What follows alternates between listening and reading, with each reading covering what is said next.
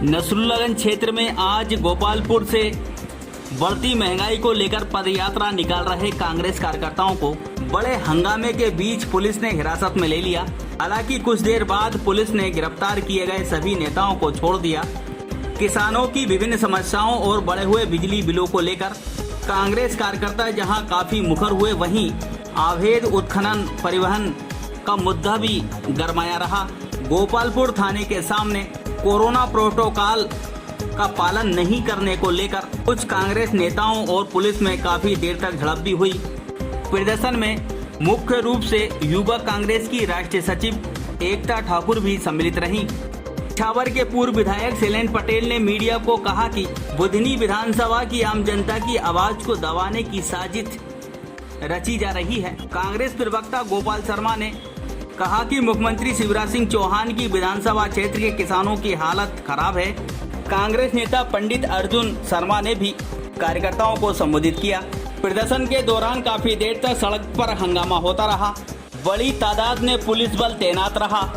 आदर्श news के लिए नसरुल्लागंज से पत्रकार मुकेश प्रजापति की रिपोर्ट। जनहितैषी मांगे थी। सबसे बड़ी मांग थी किसानों की मूंगों की ट्राली 7-7, 8-8 दिनों से खड़ी और पोर्टल का बहाना बनाकर उनको परेशान किया जा रहा है। हमारा प्रशासन से और सरकार से, क्योंकि माननीय मुख्यमंत्री शिवराज सिंह जी की गृह विधानसभा है, उनका अपना क्षेत्र है। अगर यहाँ का किसान परेशान होता है तो ये मान के चलिए कि पूरे प्रदेश का किसान परेशान हो रहा है। और हम इसीलिए उन किसानों की आवाज़ उठाने के लिए उनकी मूंग की ट्रॉली तुल जाए, इसके लिए हमने मांग के लिए पदयात्रा की थी। क्योंकि एक हफ्ते पहले हमने मांग विभिन्न माध्यमों से अधिकारियों से की थी, लेकिन आज तक पूरी नहीं।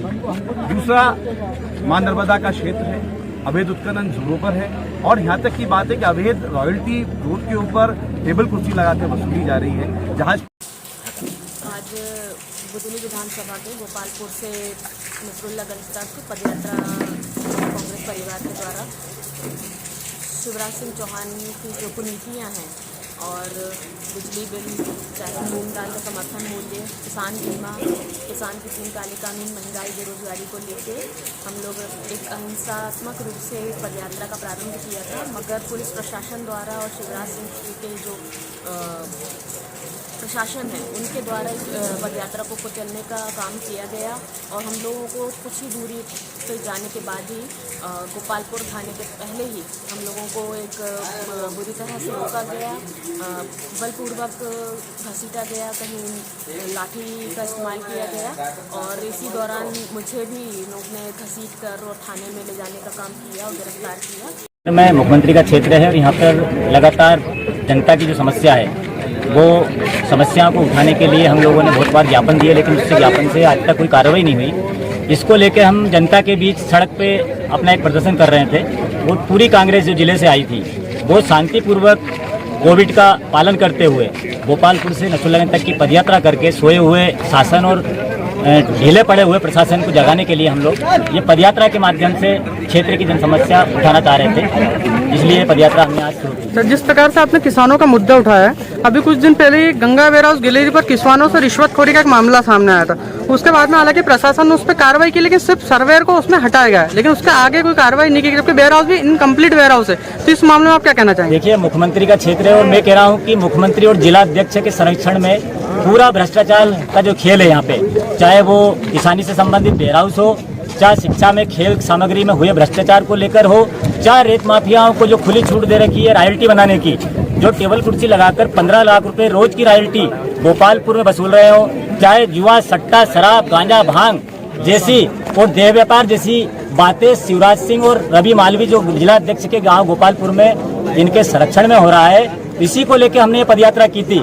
लेकिन प्रशासन इतना दबाव में है कि हम लोगों को इस पदयात्रा भी करने से रोकता है और हम जनता की आवाज़ उठाते हैं उससे भी हमको रोकता है। किसानों को मांग को लेकर पदयात्रा गोपालपुर से नसरुल्लागंज थी। ये पदयात्रा इसलिए रखी थी कि जो हमारा बीमा 2019 का अभी तक नहीं डला है और 2020 का भी नहीं डला है। रेत माफिया अवैध उत्खनन जो छिपानेर से रेत भर रहे हैं और उसकी जहाजपुरा की रॉयल्टी गोपालपुर पर दे रहे हैं। तीसरे नंबर, मूंग तुलाई में देरी हो रही, किसानों को बहुत कठिनाई हो रही। चौथे नंबर में जो भ्रष्टाचार शिक्षा विभाग में हुआ है उसको लेकर हम माननीय मुख्यमंत्री जी के नाम का ज्ञापन एसडीएम साहब को देने जा रहे थे, मगर हमको यही पुलिस ने गिरफ्तार कर लिया। सरकार, शिवराज सरकार पूरी तरीके से तानाशाह हो चुकी है। माफियाओं के संरक्षण में, माफियाओं के दिशा निर्देशन में पूरी सरकार चल रही है। एक एजेंडा हो तो मैं एक एजेंडे की बात करूं, रेत, अवैध उत्खनन, भूमाफियाओं का संरक्षण, भ्रष्टाचार, खेलकूद की सामग्री में भ्रष्टाचार, शिक्षा में भ्रष्टाचार, पैमाने निरीक्षण में भ्रष्टाचार, स्वास्थ्य विभाग में व्यापक पैमाने पर भ्रष्टाचार मुख्यमंत्री के विधानसभा क्षेत्र में हो रहा है। और जनता का ध्यान आकर्षित कराने के लिए विपक्ष की एक महत्वपूर्ण भूमिका होती है। उस भूमिका को दबाने का प्रयास यहाँ पर पुलिस प्रशासन के माध्यम से शिवराज सरकार ने कर दिया। हम लोग शांतिपूर्ण तरीके से, सत्याग्रहपूर्ण तरीके से यहाँ पर आंदोलन करते हुए पदयात्रा कर रहे थे, लेकिन गोपालपुर पुलिस ने हमें यहाँ पर बड़े बलपूर्वक तरीके से, बड़े गैर आदताना तरीके से हम लोगों को गिरफ्तार किया।